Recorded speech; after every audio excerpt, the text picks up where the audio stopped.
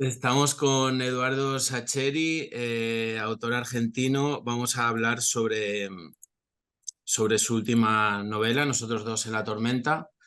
Hemos tenido un pequeño contratiempo con Carolina Reollo, la editora de Alfaguara, que iba a presentar este encuentro, pero yo voy a hacer las veces de Carolina en este momento y voy a ir leyendo las preguntas que habéis enviado para este encuentro exclusivo con Eduardo. Dejo ahora a Eduardo un momento para que haga la introducción pertinente y mientras voy a ir recuperando las preguntas. Bueno, para mí es un placer saludarlos. En Castelar, en mi pueblo cerca de Buenos Aires, aquí en Argentina. Para mí son las 4:05 de la tarde. Entiendo que estaremos regados por distintos lugares del planeta, sobre todo en esta gran y querida región en la que hablamos español o castellano. Y bueno, para mí es un placer que podamos charlar de esta novela en particular, de Nosotros dos en la tormenta, y de lo que vaya surgiendo. No conozco todavía las preguntas, así que voy a ir descubriéndolas a medida que las compartamos. Bueno, Eduardo, pues la primera es, hay varias preguntas en torno a la inspiración para esta novela. Si fue una experiencia concreta o bien tenías un objetivo que te propusiste cumplir, como tratar un tema no antes tratado o hacerlo desde una óptica diferente. Bueno,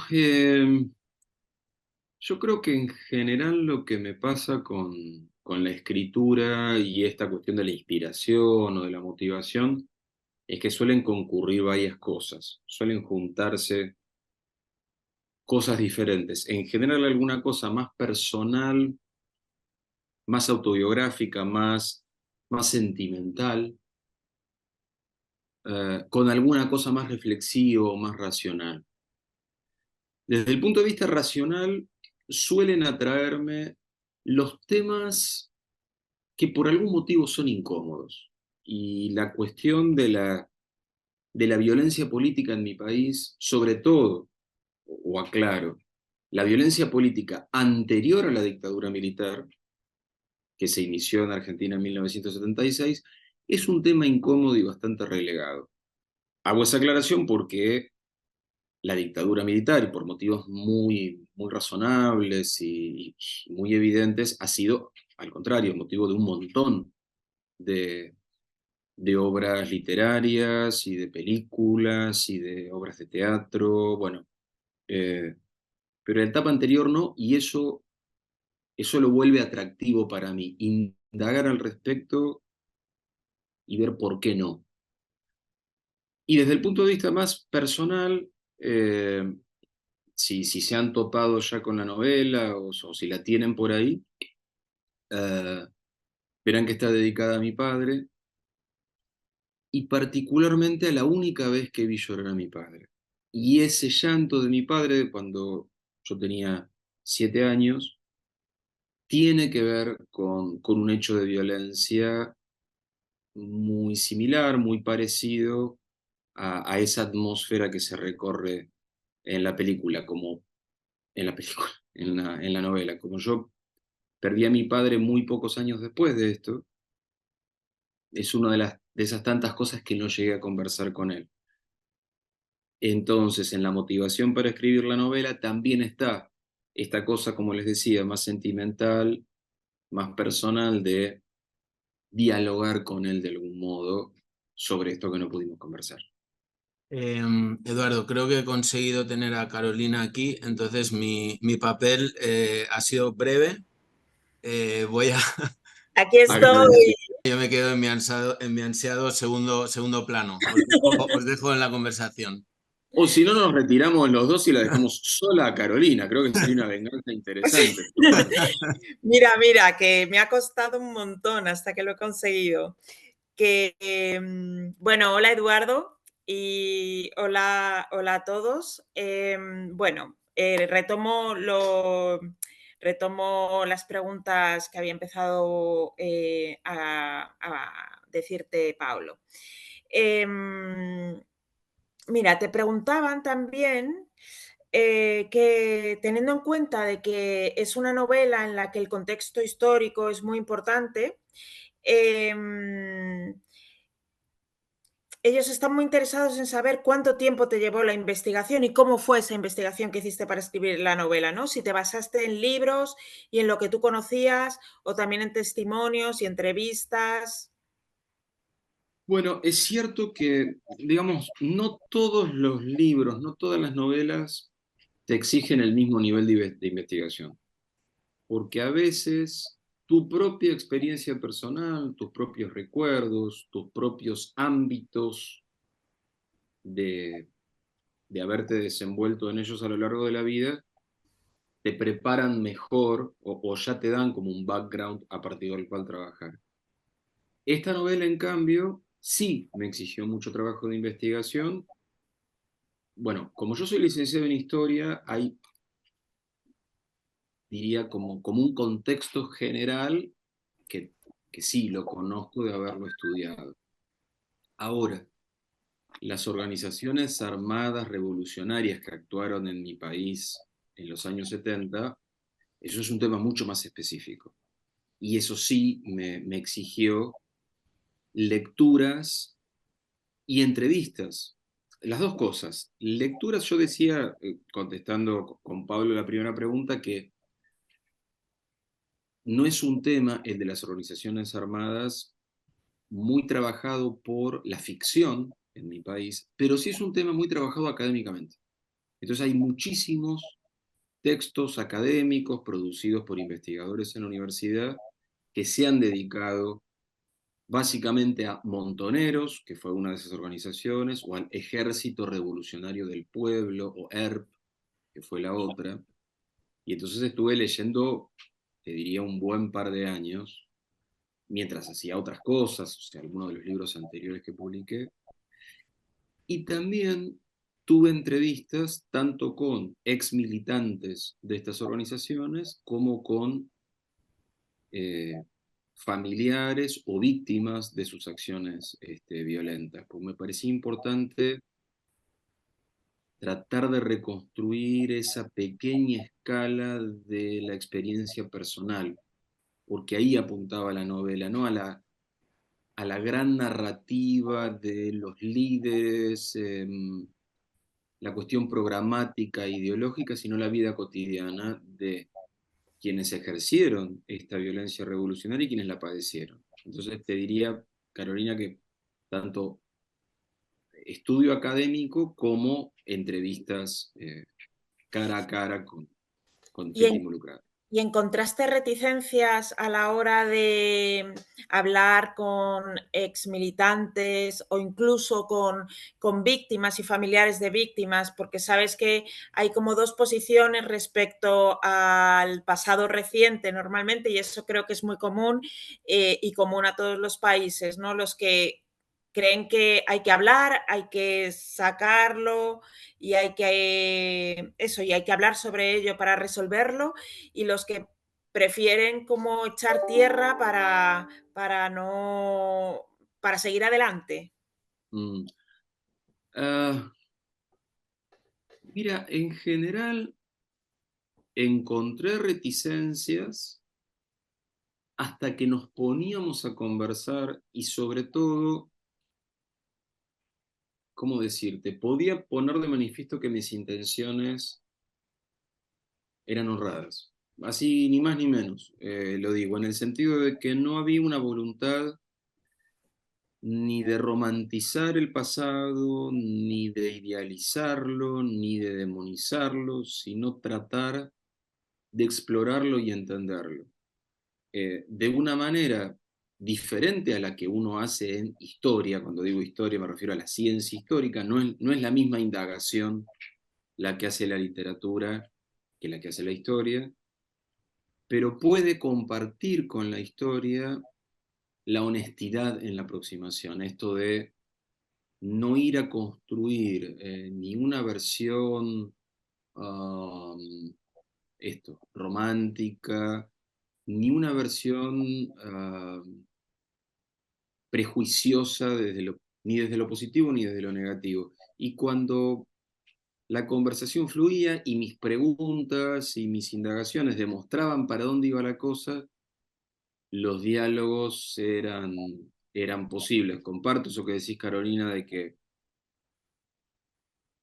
vivimos en una época donde esto parece muy difícil de hacer, y creo que en esa dificultad reside su necesidad, precisamente. No creo que siempre haya sido así. En mis 55 años recuerdo épocas distintas, épocas donde se ha podido conversar y épocas donde no se puede conversar, y lo digo en presente. Me parece que esta es una época donde es dificilísimo conversar. Precisamente mayor el estímulo para ver cómo se logra. Claro. Bueno, decías que no, que en cuanto se dan cuenta que no tenías una intención ni romantizadora, ni tampoco prejuiciosa, y tampoco partidista. Y por ahí voy a mi siguiente pregunta, que es de mi cosecha, ¿no? Querría que contaras la elección del punto de vista desde el que narras, o de los puntos de vista desde los que narras, ¿no? Porque ahí hay una decisión consciente de dar voz y o de mostrar como todas las aristas de un conflicto, y lo que creas es como una visión un poco caleidoscópica, un poco 360 grados, ¿no? Y me gustaría que hablaras de eso como decisión de narrador, ¿sabes? Bueno, justamente, si bien, digamos, los protagonistas centrales de la novela son dos amigos, dos jóvenes de veintitantos años, que son amigos desde que son chicos en su pueblo, y uno pertenece a una de las organizaciones que mencionaba, Montoneros, y el otro pertenece al ERP, y el resto de personajes se van involucrando casi a su pesar, es decir, empiezan a aparecer en la novela en tanto objetivos, víctimas potenciales, el enemigo, dicho muy entre comillas, o no, entre comillas. Me planteaba que tal vez lo más simple de hacer era tomar el punto de vista de ellos dos, como exclusivo al momento de narrar.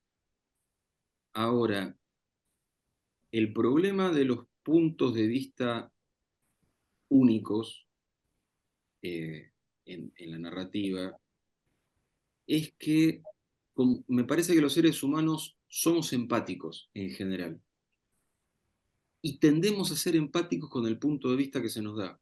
Es algo que funciona así en nuestra cabeza o en nuestro espíritu, no lo sé, pero basta que nos cuenten una historia desde cierto punto de vista para que tendamos a ponernos en ese sitio.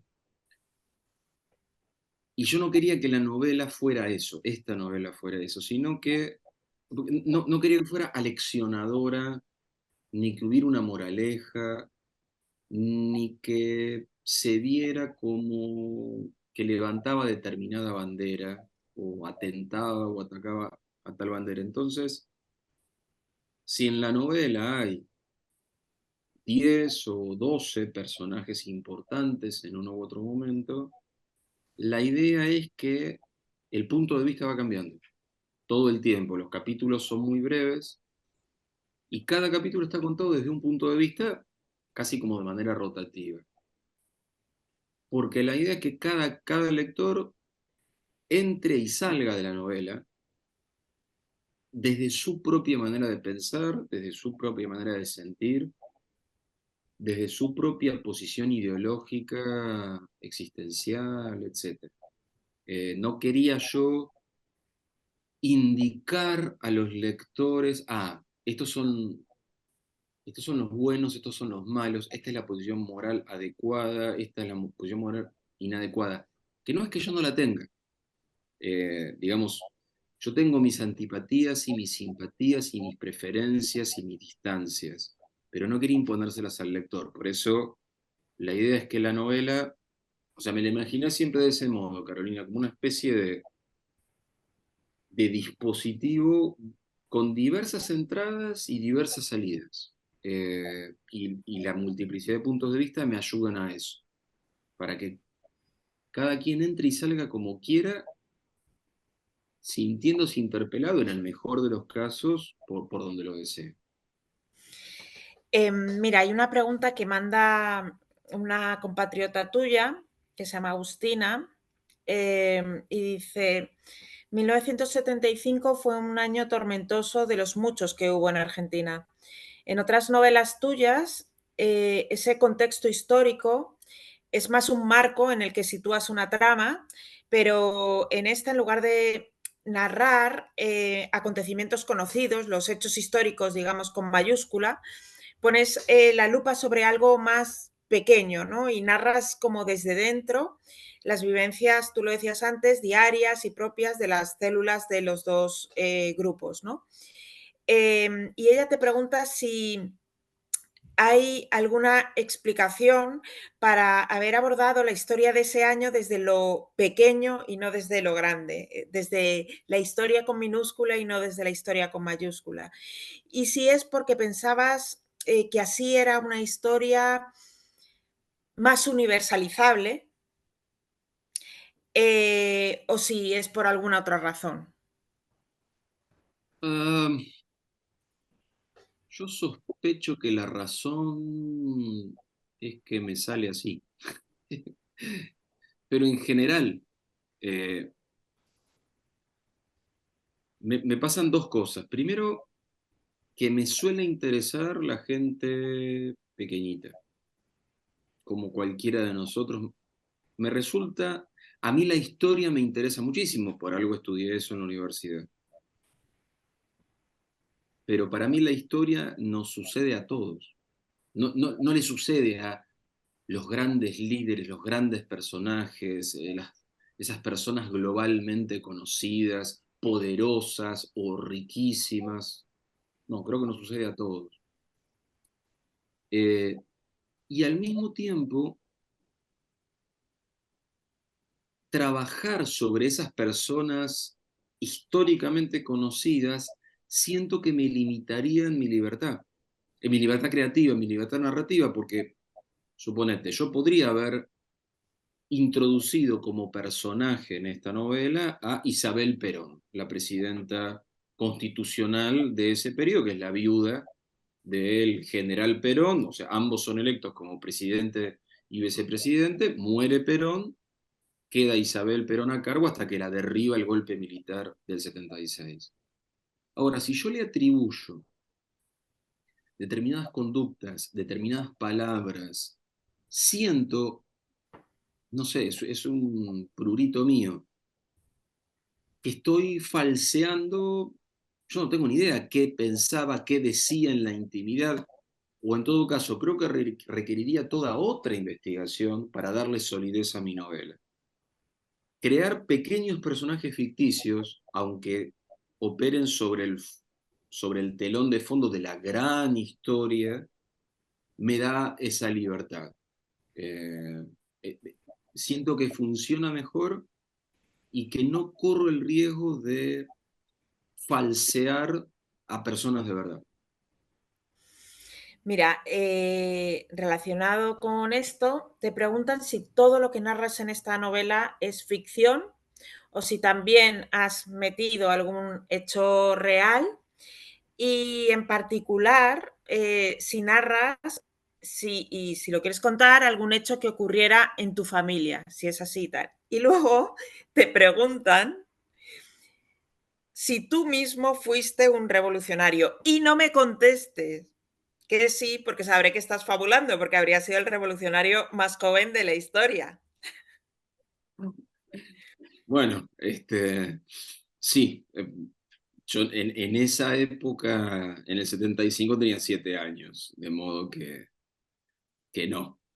Y, y debería agregar que mis hermanos mayores tampoco lo fueron, aunque por edad pudieron haber participado.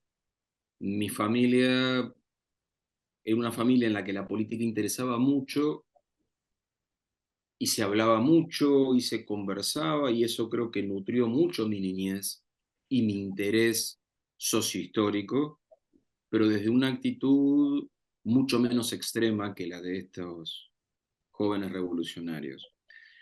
Y en cuanto a la primera parte de la pregunta, todos los hechos son parecidísimos a un montón de los hechos reales que investigué.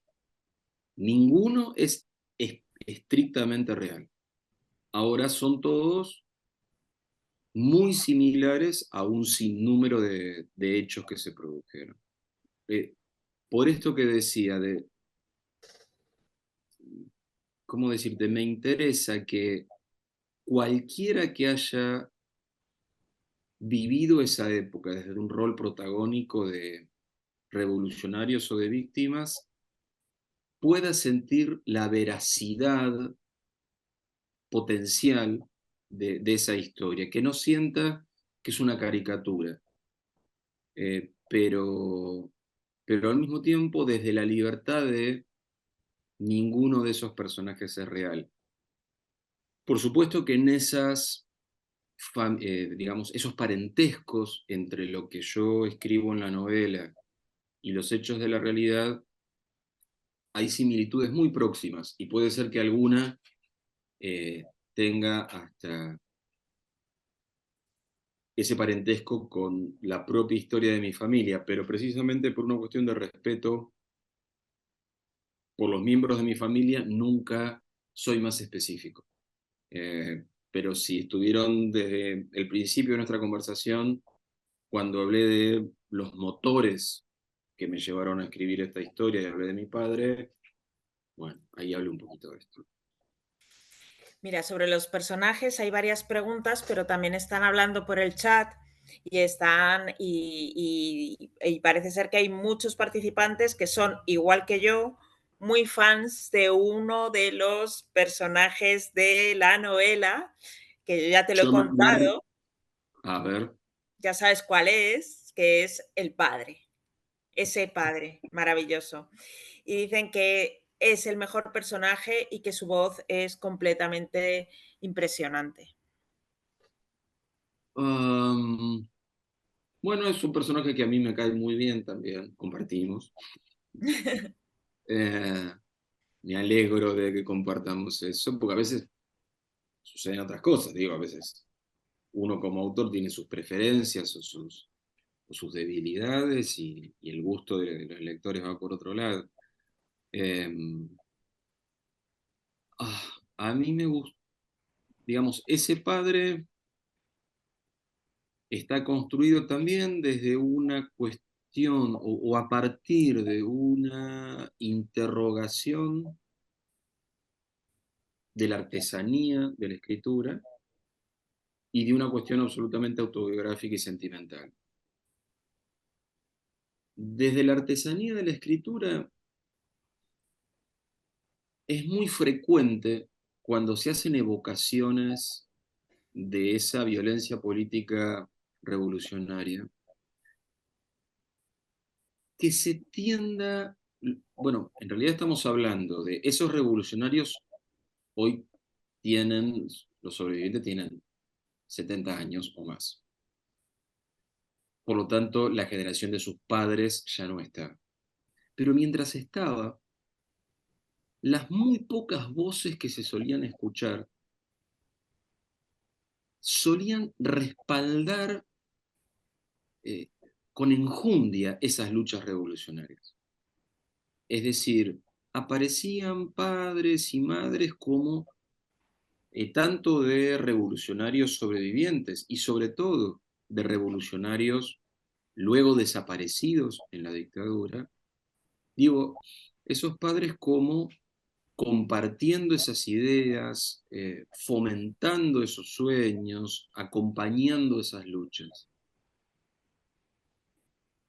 Y en realidad, esa generación de jóvenes revolucionarios de fines de los 60 y principios de los 70 tuvo mucho de una fuerte ruptura generacional con sus padres, que es algo que pasa en todo Occidente. Esto de esos padres de los la generación de los 50, de los 60, se encuentra con unos hijos que tienen otros valores totalmente diferentes, que descreen mucho de los valores en los que habían sido educados. Y a mí eso siempre me hizo ruido, en el sentido de, me imaginé y comprobé bastante que había muchos padres que no compartían en absoluto esa, esos caminos, esas ideas, esos valores de la revolución socialista. Y al mismo tiempo, eso a nivel de decir, bueno, debería haber un personaje, un padre que toma distancia de esto, no que acompaña, aplaude y fomenta esta aventura revolucionaria de su hijo, sino que toma distancia. Y desde el punto de vista más personal y sentimental, en, en todos mis libros hay algo de preguntarme cosas sobre mi propia vida, que en el fondo es para eso para lo que escribo. Eh, Aunque maravillosamente eso haya dado lugar a una carrera y publico libros y estamos teniendo esta conversación, a mí me encanta que suceda, pero no escribo para eso. Escribo para lo mismo para lo que leo, que es para tratar de entender un poco más mi propia vida. Y la paternidad es uno de los temas muy importantes de mi vida. Tanto la fallida paternidad de mi papá, fallida porque murió cuando yo tenía 10 años y esa fue como una herida muy constitutiva de mi niñez y de mi crecimiento. Mi propia paternidad con mi hija y con mi hijo es un tema esencial de mi vida. Ese padre, perdón por ser tan largo en la respuesta, ese padre de la novela me permite a mí, desde esa preocupación y esa distancia en relación a esos valores, uh, profundizar en esto que a veces nos puede suceder como padres de gente grande, porque una cosa es ser padre de alguien que tiene 15 días de vida, o tiene 2 años, o tiene 7, pero ser padre de alguien que tiene más de 20 implica otras complejidades, otros cuidados, otros modos de decir, otros modos de callar, otros modos de acercarse y otros modos de dejar sitio. Creo que pasa en cualquier época, aún en épocas más tranquilas como la que me toca a mí como padre con mis hijos, pero cuánto más me imaginaba en un periodo tan irrevocable como esos años. Irrevocable en el sentido de las decisiones eran decisiones de vida y de muerte, propia y ajena.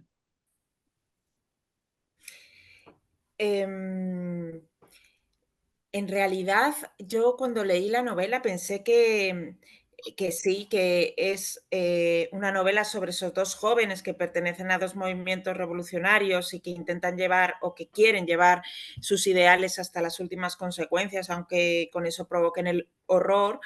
Pero yo también veía que era una novela sobre las relaciones familiares y en particular sobre las relaciones paterno-filiales, no solamente por este padre y el hijo revolucionario, como por su negativo, esa relación en negativo, que es la del profesor con sus hijas. Uh-huh. Bueno, ahí el acento está puesto en la desesperación de una hija, Claro. sobre todo. Eh, Por eso digo que es el negativo.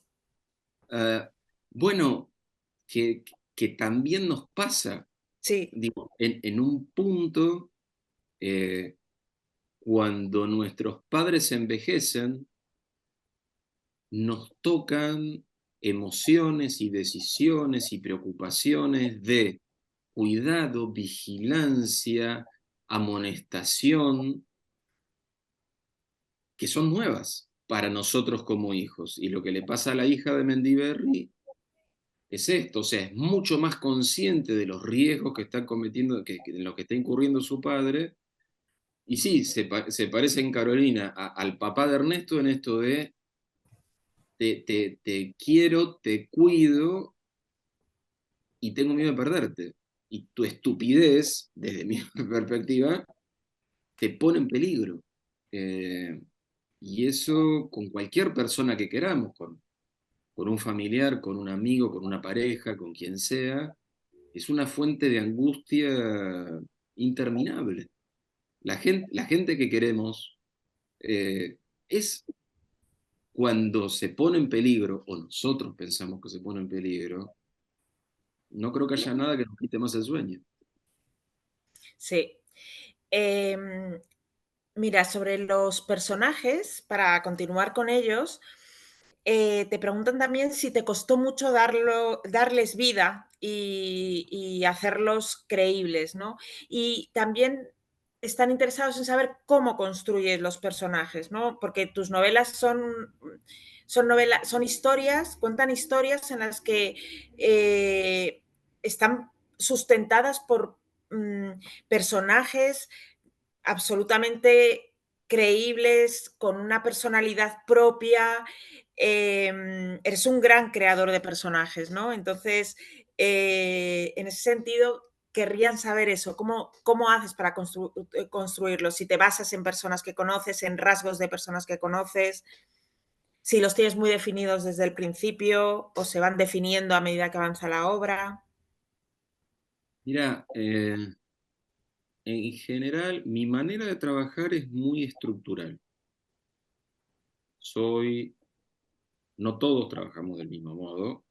Mi manera de trabajar, yo creo que hay como dos grandes conjuntos. Hay un montón de formas de trabajar, pero me parece que están quienes escriben dejándose llevar por un impulso no del todo definido y al contrario, les sirve esa libertad del impulso y esa misma vaguedad de me pongo a escribir y mientras escribo voy encontrando hacia dónde voy y estamos, y ahí me pongo en ese grupo, los que organizamos, demoramos mucho tiempo en estructurar la historia, la época, los hechos principales, los personajes, dónde la cosa va a arrancar, dónde va a terminar, y recién cuando eso está bastante claro, empezamos a escribir. Ahora, en esa estructura, lo que me pasa a mí al menos, cuando yo organizo la estructura, los personajes son muy chatos, como si no tuvieran volumen, como si no tuvieran profundidad, porque son como muñequitos que hacen las cosas que yo necesito que hagan para que la trama se mueva. Y es por eso, es uno de los motivos que hace que los primeros meses de la escritura, ya ahora estoy hablando del segundo momento de ponerme a escribir, es muy trabajosa, penosa, empantanada, porque es gente parecida a mí, parecida entre sí, superficial. Les diría que una de las cosas que le va dando velocidad y profundidad a la escritura es cuando empiezo a conocer más a los personajes, que es solo como te pasa con las personas. Cuanto más las tratas, más las conoces. Entonces, es como entrar a trabajar en un lugar nuevo. El primer mes, uno no apenas ver cosas muy externas de las personas. Y cuando va pasando el tiempo y va pasando, empezamos a observar más, a escuchar más, a detectar inflexiones de los modos de hablar, de las maneras de sentir, de las maneras de reaccionar, y se van diferenciando.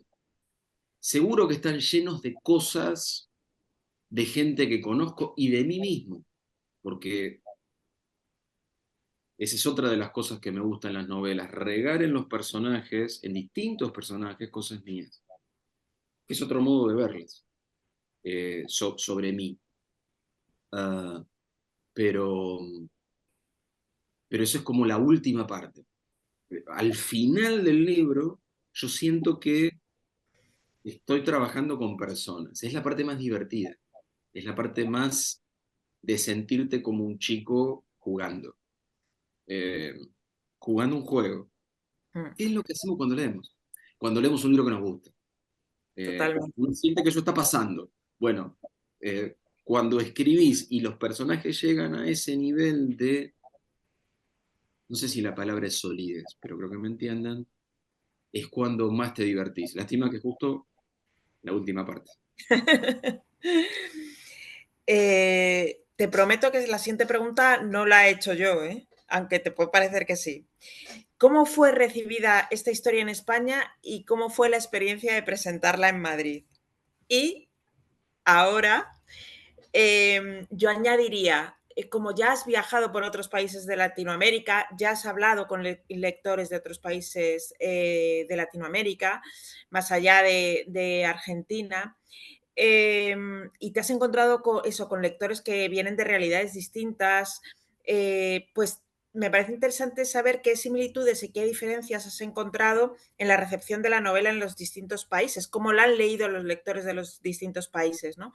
Y en eso coincido con una pregunta que nos habían puesto en el chat desde Colombia, que decía Adrián, todo lector que haya vivido en un país en donde se hicieran presencia movimientos revolucionarios se van a sentir identificados con las voces de la novela.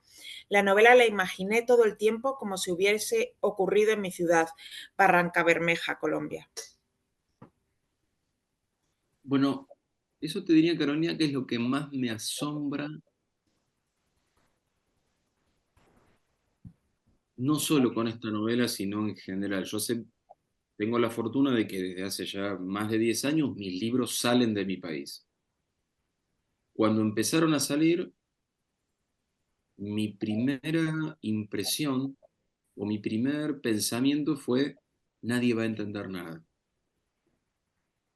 Porque yo vivo en un pueblo, a 40 kilómetros de Buenos Aires, que es el mismo pueblo en el que me crié. La mayoría de mis historias transcurren aquí, nosotros dos en La Tormenta no es la excepción. Y siento que lo único que puedo contar es eso, el mundo que recorro cada día cuando salgo de mi casa. Lo que termina pasando, que para mí siempre es una sorpresa, es que nuestras vidas no son tan diferentes. Mm. Son diferentes en la superficie o en la primera mirada que le damos a las cosas, pero en la profundidad se parecen. Y esto, en este caso en particular, esto de movimientos revolucionarios que parten de la base de que la realidad debe ser modificada desde sus bases y que la forma de modificar la realidad es el ejercicio de la violencia. No hay un solo país donde eso no haya sucedido. Aunque tome diferentes formas, aunque sean diferentes las utopías que hay de por medio, no importa cuál es ese mundo ideal hacia el cual apuntamos, pero esta idea de esta sociedad no entiende nada, esta sociedad es injusta, hay que cambiarla desde sus bases. Nosotros sabemos lo que hay que hacer y la única manera de hacer esto es constituirnos en la vanguardia armada para que el pueblo nos siga y conducirlos a la victoria y al paraíso. Ha pasado en todos lados. Aunque en entonces te diría, fui a México y eran unos los tiempos y los protagonistas y las utopías. En Colombia ni hablar. Cuando digo ni hablar me refiero a lo prolongadísimo de ese fenómeno de la violencia armada. En Chile, en Uruguay, aquí mismo en Argentina, en España. En España. Aunque sean otras las reivindicaciones, esto de esta cuestión absolutamente trágica por sus consecuencias de hay que dar vuelta a la sociedad desde sus bases. Y esto de nuestro sueño justifica todo. No importa qué sueño. evidentemente es algo que los seres humanos llevamos profundamente adentro en todas las épocas, de detrás de esta idea, todo, tengo derecho a hacerlo todo. Es terrible, pero evidentemente es muy humano. Mira, han mandado un montón de preguntas sobre tu proceso de escritura y tu experiencia como escritor. Es decir, como que quieren que abras un poco la puerta de tu cocina, ¿no? Y, por ejemplo, te preguntan cómo y por qué empezaste a escribir, si hay algo en tu biografía personal o familiar que te impulsara a hacerlo. Bueno, yo empecé tarde a escribir. Cuando digo tarde, no empecé en la adolescencia, donde empiezan muchos autores. Empecé a los 25, 26 años. Ahora tengo 55, es decir, ahora sí hace un montón, pero porque tengo 55. Lo que hacía a los 10 o a los 15 o a los 20 era leer apasionada, vorazmente. Lo sigo haciendo. Pero, pero la decisión de escribir, en realidad, cuando tenía 25, 26 años, yo antes hablé del tema de la paternidad y de cómo cruzaba no solo mi literatura, sino mi vida. Precisamente a esa edad, con mi mujer, nos habíamos casado jóvenes, cosas que uno hacía a principios de la década del 90. Le digo a la gente joven que pueda estar acompañándonos, a principios de de la década del 90 había gente que se casaba a los 23 años. Em, con lo cual, hacia los 26 empezamos con mi mujer a pensar en esto de la paternidad. Y para mí era enormemente movilizante, porque una cosa es edificar tu futuro sobre tu experiencia, más allá de que la vida es tan cambiante que finalmente el futuro nunca se edifica como uno pensaba que se iba a edificar. Pero bueno, vieron que uno necesita esos reaseguros, aunque sean falsos.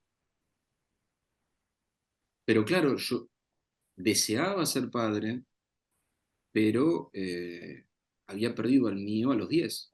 Entonces era como una gran incógnita cómo ocupar ese sitio, cómo hacer, cómo lograrlo y que no terminara en una tragedia como la que me había tocado a mí.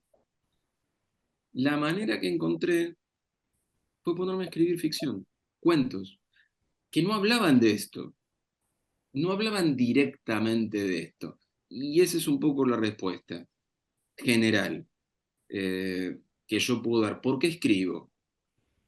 Porque inventar historias de manera tangente, de manera indirecta, de manera casi secreta, me sirve para drenar lo que me sucede, lo que pienso, lo que temo, lo que deseo, lo que me aterroriza, lo que me seduce. Empecé escribiendo cuentos, porque era un formato en el que me sentía más cómodo. Nunca había estudiado letras. Yo soy licenciado en historia, como les decía. Tampoco hice taller literario. Entonces, yo me sentía, y de hecho me sigo sintiendo un poco un outsider en este mundo. Los cuentos me permitían, ¿sabes lo que te permite el cuento? A diferencia de la novela, que no es que sea más simple el cuento, no es que sea más sencillo, pero lo que tiene el cuento es que te da señales del éxito o el fracaso de la tarea mucho antes que la novela. Claro. Te metes en un cuento, si te metiste en un lugar demasiado complejo, demasiado confuso, rápidamente te das cuenta que fracasaste. Entonces, en mi primera etapa fue importante por eso. No sé si he contestado, pero bueno, más o Sí, sí, menos. sí, sí, sí. Oye, y también te preguntan si tienes algún ritual para escribir, cuándo escribes y cuál es tu rutina. Y por aquí, por el chat, comentan que te oyeron decir en una charla TED que tú escribías para dormir. Bueno, en la primera etapa hacía eso en eso, digamos, en esa etapa donde mi mujer todavía no había quedado embarazada, y en el primer embarazo de mi mujer, y cuando nació nuestro primer hijo, ya que no dormía por obvios motivos, eh, levantarme a escribir me permitía conciliar el sueño. Y en el fondo sigue siendo así. Ahora no escribo. De hecho, desde que mis hijos empezaron a poblar nuestras vidas, dejé de escribir de noche, porque no quería vivir a contramano de sus vidas. Entonces empecé a escribir en horarios más razonables. Y a medida que fue creciendo esta profesión, creciendo a nivel de que mi salario tuviera más que ver con los libros que con mis horas de profesor de historia, se fue convirtiendo más en una tarea metódica. Yo, por ejemplo, hoy a la mañana estuve escribiendo, mirando algunos videos que necesitaba mirar de documentación de mi próxima novela. Ahora, cuando terminemos nuestra charla, le dedicaré un rato más a escribir, y cuando sean las 7 de la tarde, más o menos, terminaré la jornada. Y mañana de nuevo. Salvo que tenga algo de por medio que me lo impida, todas las mañanas y todas las tardes, 4 o 5 horas, estoy en disposición de escribir en mi estudio, que no es esta habitación. Lo que pasa es que esta habitación tiene la ventaja de que tiene mejor internet. Entonces por eso me vine a hacerlo acá. Si no, me verían en mi escritorio, no sé cómo le llamarían en cada país, en mi habitación de escribir, que mira al jardín y se ven los pajaritos y los árboles y así. Y esta pregunta yo creo que es difícil de responder, a lo mejor no. ¿De qué libro de los que has escrito te sientes más orgulloso? ¿Y cuál fue el que te costó más trabajo escribir? Lo que, es cierto que es una respuesta difícil, porque cada uno en el momento de hacerlo te da la sensación de que es el más difícil, de que los anteriores fueron más fáciles, eh, de que no vas a poder con este, de que no le va a interesar a nadie. O sea, todas las trabas, todas las inseguridades se parecen mucho. En el fondo se parecen mucho. Eh, lo que creo que me pasa es que me tiendo a identificar más con el más reciente, pero porque me parezco más a la persona que lo escribió. Claro. Es como, yo siempre busco este ejemplo, no sé si es bueno o no, pero es, si yo a cualquiera de los que estamos en esta reunión, les doy 20 fotos de su vida, fotos diversas, de distintos momentos de su vida. Se las pongo delante para que las vean, para que las miren. Cada uno se verá, este momento sí, yo estaba con esto, yo estaba con aquello, era feliz por esto, estaba preocupado por lo otro. Pero te pregunto, bueno, ¿cuál sos más vos, tú, por salir del vos argentino? Y es probable que elijas la más reciente, Claro. porque es el rostro que ves todos los días en el espejo. A lo mejor has tenido épocas o más felices, o más tristes, o más intensas, pero yo siento que me parezco más al que escribió Nosotros dos en la tormenta que al que escribió mis primeros cuentos. ¿Por qué? Y porque yo ya no soy un chico de 28 años con un hijo recién nacido. Mi lugar en la vida es otro. Y la manera de escribir y la manera de atravesar los libros se parece más a lo que hice en el último que a lo que hice en el primero. Oye, ¿cuál de las historias que has narrado te gustaría haber protagonizado?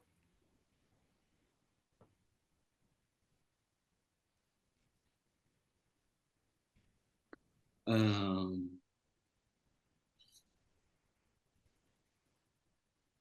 creo que Ser feliz era esto, que es una novela que salió hace unos años donde, mira, vuelvo a la cuestión de la paternidad. Es un padre con una hija adolescente conociéndose en la adolescencia de esa hija, Porque es una novela más luminosa. Hay algunas novelas mías que están más atravesadas por el dolor, independientemente de que no sea solo el dolor, Mm. y en la vida ya hay suficiente dolor como para encima ponernos sobre nuestras espaldas el dolor literario. Entonces esa creo que es de las más luminosas y de las menos dolorosas. Pensé que me ibas a decir El robo de la noche de la usina. Podría ser de acuerdo a cuál de los personajes, pero ponele Perlasi, que es el protagonista, en la novela pierde a su mujer en un accidente No, en la claro. película. Entonces hay un dolor grande ahí. Y todos los personajes de La noche de la usina están un poco rotos. Todos estamos un poco rotos, Sí. pero por eso digo, si encima a nuestras roturas sumarle las de nuestros personajes, y suena como un padecimiento al cuadrado. Oye, mira, Daniel me pide que te pregunte por Alejandro Apo y la influencia que tuvo en ti el programa radial Todo con Afecto. Bueno, les cuento muchísima, arranco contestando así breve. Yo hablé antes de que me levantaba por la noche y escribía cuentos. Cuentos que no tenían otro objeto que dejarlos ahí en mi mesa de luz. Todos esos cuentos hablaban de mi mundo. Había cuentos de amor, había cuentos policiales, había cuentos fantásticos, había cuentos de fútbol. Porque el fútbol en eso me parezco a muchos argentinos, me encanta jugar al fútbol, me encanta mirar fútbol, y me encantaba escribir cuentos de fútbol.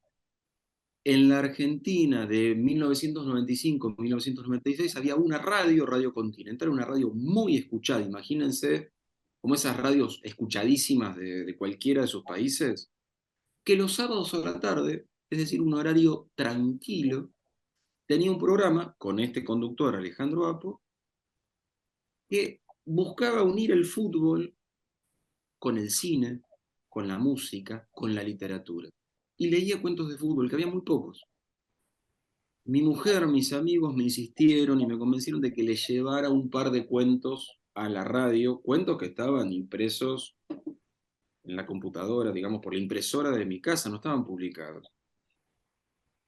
Vencí mi timidez, soy bastante tímido, si lo soy ahora, imagínense, hace más de 30 años. Empecé a llevárselos, a dejárselos en la puerta de la radio, ni siquiera pedí hablar con él, y él los empezó a compartir en la radio. Y se empezaron a hacer conocidos esos cuentos antes de ser un libro. Mi primer libro de cuentos, que es un libro que son todos cuentos de fútbol, fue libro gracias a que primero fue radio. Así que ni más ni menos que ahí arrancamos. Aquí te preguntan, pero yo creo que eso es un secreto, dice, porfa, que nos cuente qué está escribiendo. No, puede ser.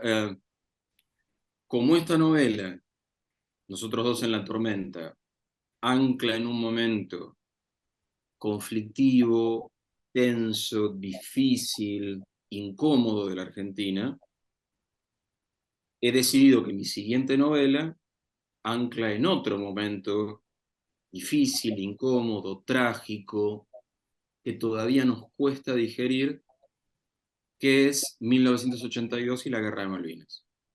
La guerra contra Inglaterra por las Islas Malvinas en la última etapa del gobierno militar. Así que en eso estoy.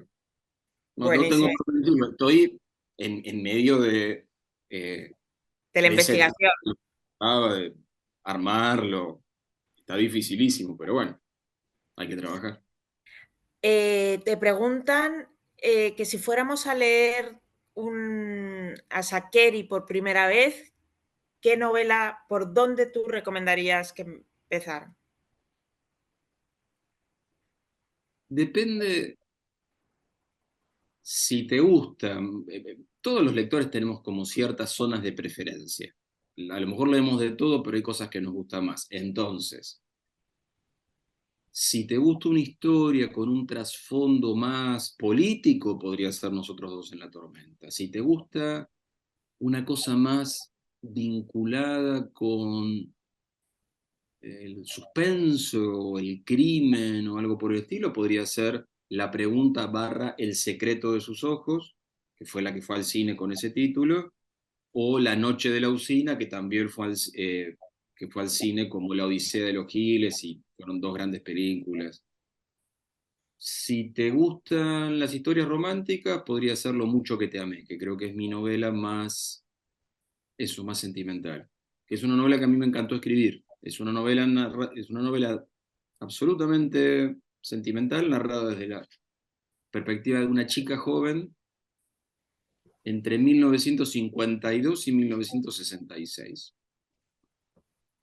Por aquí tiene fans esa novela, ¿eh? Yo soy muy fan de esa novela. Mira, esa me dio mucho trabajo, porque es una novela donde pasa muy poquito. A Sí, veces hay libros que se te complican porque sucede mucho y tenés el problema de cómo lo contás. Y en esta novela, en Lo mucho que te amé, lo que pasa es una chica que cuando tiene 23 piensa de un modo, siente de un modo y actúa de un modo, y en los 13 años siguientes, muy lentamente, empieza a pensar de otro modo, empieza a sentir de otro modo y empieza a actuar de otro modo. Y es difícil a veces contar esa lentitud. A veces la lentitud es difícil de narrar. sí. Antes has hablado de La pregunta o El secreto de sus ojos y de La noche de la usina en el cine en La odisea de los Giles, y te preguntan para cuándo la próxima serie o película basada en tus libros. Cuando venga alguien del mundo del cine entusiasmado con que lo hagamos. También Papeles en el viento, que es una Sí, novela entre esas dos, también fue al cine, pero en los tres casos vino alguien del cine, Juan José Campanella en el caso del secreto de sus ojos, Juan Taratuto en Papeles en el viento, o el propio Ricardo Darín en La odisea de los Giles, contándome: leí tu libro, quiero que hagamos una película, escribamos juntos el guión. Y esas son un poco las condiciones. Que alguien que sepa mucho de cine se interese y que podamos escribirla juntos. La verdad que creo que no me sentiría cómodo vendiendo los derechos y desentendiéndome. Siento que involucrarte te da un trabajo, pero increíble, ¿no? es muy difícil, es muy difícil. Pero te diría que más desde lo personal, desde lo sentimental, desde lo psicológico, más que desde lo concreto del trabajo, esto de una historia que vos terminaste de determinado modo y a solas, Hmm. esto de abrirla a la acción de otras personas, uff, pero yo siento que tiene que venir de allá, ¿no? Esto que les digo, por ejemplo, yo ¿en qué estoy trabajando? En un nuevo libro, no en una película, no. Mi casa son los libros. Me encanta el cine, pero mi casa son los libros. Entonces, el cine es una casa donde me encanta que me inviten y la paso bien. Pero después me quiero ir a dormir a mi camita, que son los libros.